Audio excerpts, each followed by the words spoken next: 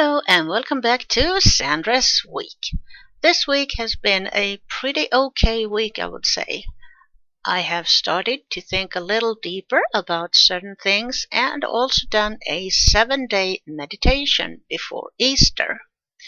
Well, this week's topics in this podcast are The Cats from Heaven and Hell, Part 5, When No One Wants to Talk to You, Before Easter week, coercion and curfew, collectibles, and wintertime to summertime. Okay, let's dive into it. The Cats from Heaven and Hell, Part 5. Well, I just changed this headline a little bit because it turns out that it's not just the little cat Spock who is up to no good. No, it's the big cat Kaylee too, even though we do not see it quite as often as with Spock.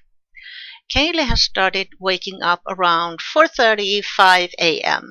and started screaming straight out, so that we can all come and see which of all the toys she has caught this morning to give us for breakfast. Yeah, we have tried to ignore her, but then she just screams even louder, and she keeps on until we show up and give her a lot of praise. She was never that way before we got Spock, and while our former cat Azura was still with us. No. But now Kaylee has really let herself go. Spock then? Yeah, he continues his terror against us between 1:30 and 4:30 a.m. Then he usually gets tired. But, as I said, then the next one starts instead. Well, when no one wants to talk to you. Yeah, I started to think about that. When we often get visits to the flea market by a very talkative and intense male person who absolutely no one can handle for a very long time. Maybe it's so for oneself sometimes too.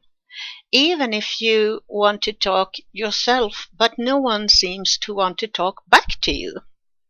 So maybe it's just that you are perceived as intense, difficult, and uninteresting. I have probably never really thought about it in these terms, but I must admit that. But because you often think naively enough that everyone else wants to listen to exactly what you want to talk about, but considering that this man repels everyone with his everyday talk, maybe it's time to think about how others can perceive your own talk and interests. Before Easter week, then. Yeah, before the Easter week that is now coming. During this week, I have done a 7-day meditation with God in Swedish, which I have published on my various channels. This meditation is of familiar texts for most Christians from both the Lutheran and Catholic traditions, focusing on the core of the Christian faith, namely God. I decided to do this not to get a lot of attention for my own part, no, but mostly to help shine my little light on God, spirituality, and the gift of meditation. It is actually for the same reason that I now every day read the text of the day in English from the book The Little Way for Everyday Thoughts from Therese of Lisieux. Because for Therese, the focus on God's will and the surrender of man was important and central.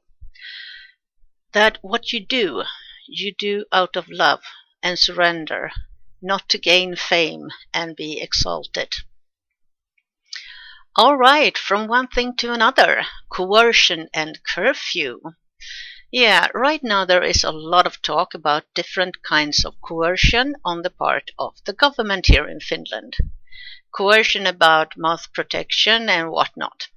But I wonder if any of these young ministers and the young Prime Minister herself have ever lived under some kind of coercion and know what it does to a psyche, and have how people often react to it?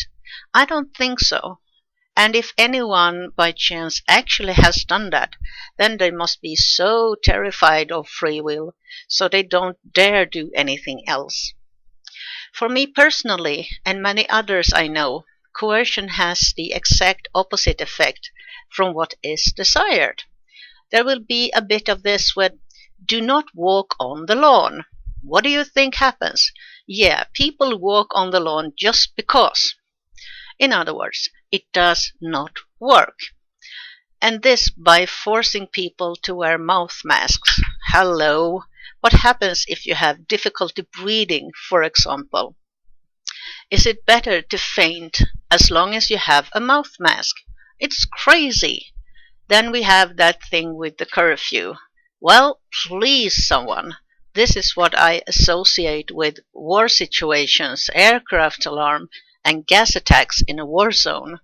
In addition, this curfew that is being discussed has a whole range of exceptions, so that people should be able to move around for what they need.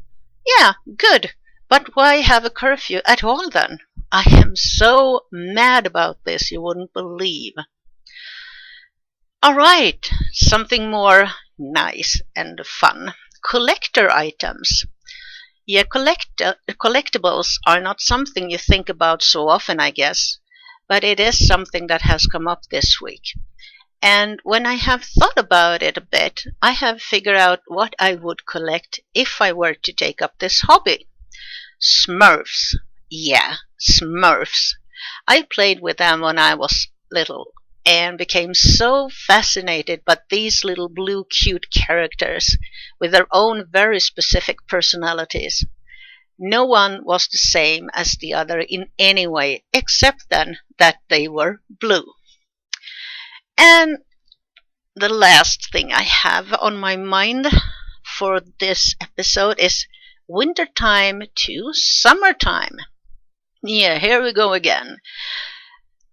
It has become summertime again. An hour ahead and less sleep. Imagine if those in power for once could take and decide on one time and stick to it. Then it would not mess it up for so many people. In addition to my own irritation, I think of farmers, for example, where you can hardly explain to dairy cows, for example, why the milking time suddenly changes. Well, at least I keep my fingers crossed that a decision is soon made for either summertime or wintertime as soon as possible. Well, that was all for this episode. Thank you for listening, and hopefully you will tune in again for the next episode of Sandras Week.